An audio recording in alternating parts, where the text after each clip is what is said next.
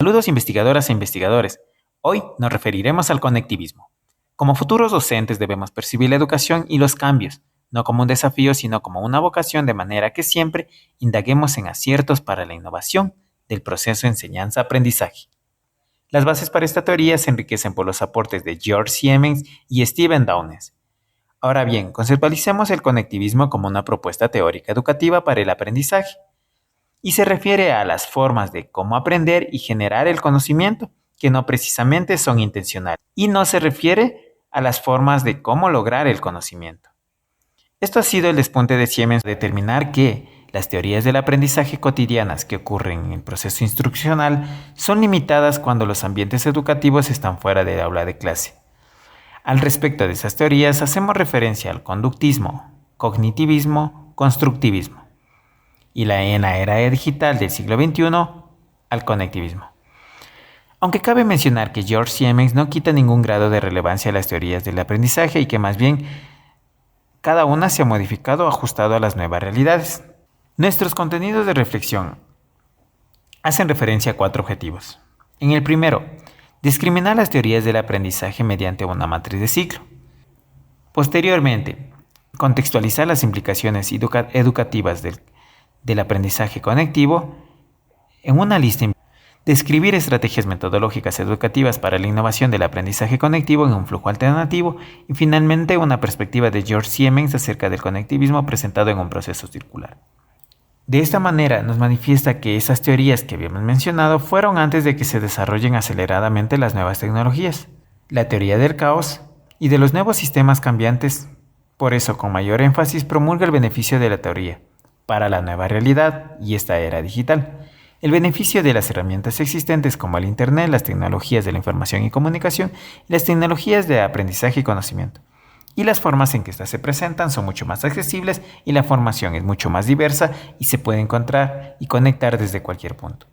Si de los antecedentes de las teorías puntualizamos que los objetivos promueven el aprender o saber ser, el aprender a comprender, el aprender a hacer, y del conectivismo la meta está en aprender a aprender.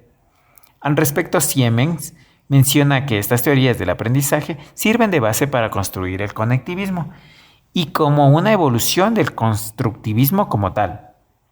En las implicaciones educativas de nuestra lista invertida tendremos 4 ámbitos, haciendo referencia a los niveles del currículo, ecosistemas del aprendizaje y la didáctica, la necesidad educativa para generar el conocimiento y fundamentar las bases del conectivismo.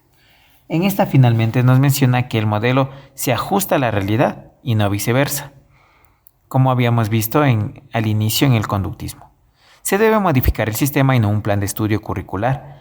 La innovación metodológica debe constar en la planificación docente y se debe aprovechar las tecnologías de la información y comunicación y las tecnologías del aprendizaje y conocimiento para poder crear y generar un conocimiento de manera que éste se importe y no necesariamente importemos el conocimiento de otros puntos. Se debe aprender lo que se necesita y se desea aprender, y la autoorganización debe dar para el docente y el estudiante. El uno debe instruir y guiar hacia los canales de conocimiento válidos, y el estudiante debe contrastar la información de las redes y ajustar un nuevo conocimiento. Los fundamentos de la base teórica son la teoría del caos, las redes neuronales artificiales, redes de información y nodos de conexión, la complejidad y la autoorganización.